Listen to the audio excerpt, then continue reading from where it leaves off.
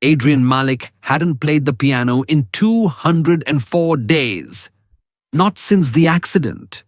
Not since the drunk driver shattered his wrist and with it his sense of identity. For over 2 decades, Adrian lived for the concert stage.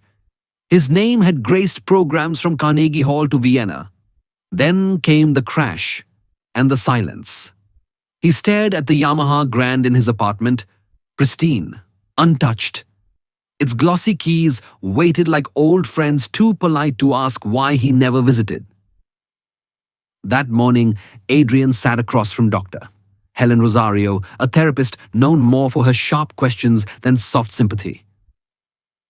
"You think life cheated you," she said, folding her hands. "But tell me, Adrian, what part of your life was ever promised?" He said nothing. Epictetus was born a slave. Marcus Aurelius ruled an empire while burying his children. "You're not cursed, you're just human," he scoffed. Easy to say from a leather chair. She didn't blink. "I know pain too. I just stopped pretending it owed me anything. You think you lost your purpose? Maybe it was never yours to begin with." She paused. "What if your hands were only ever tools? What if you were the music?" That night, Adrian lay awake, Rosario's words clinging to his ribs. The next day, his nephew Max visited, an awkward 15-year-old who wore headphones like armor. "You still mad at the world?" Max asked bluntly. Adrian laughed for the first time in weeks, numbered, just trying to remember what else there is. Max sat at the piano and plunked a few dissonant notes. "That's not music," Adrian said. Max grinned.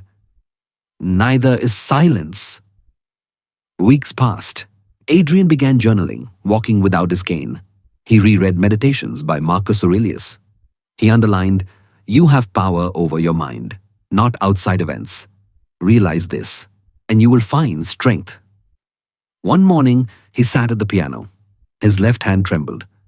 The right was stable. He played one note, then another. Slow, honest. Each keystroke not an act of control, but of surrender. He played what he could, not what he wished he still could. And in that moment, the music returned. Not the old symphonies, but something truer. Something raw. The space between the notes held more wisdom than the melodies he once perfected. Months later, Adrian returned to the stage, not as a soloist, but as a composer. One hand guiding the other. His piece was titled "The Silence Between Notes." Before the concert, a reporter asked, "Isn't it hard to play knowing you'll never be who you once were?" Adrian smiled. "Number, it's freeing. The past is a place. I live here now, live here."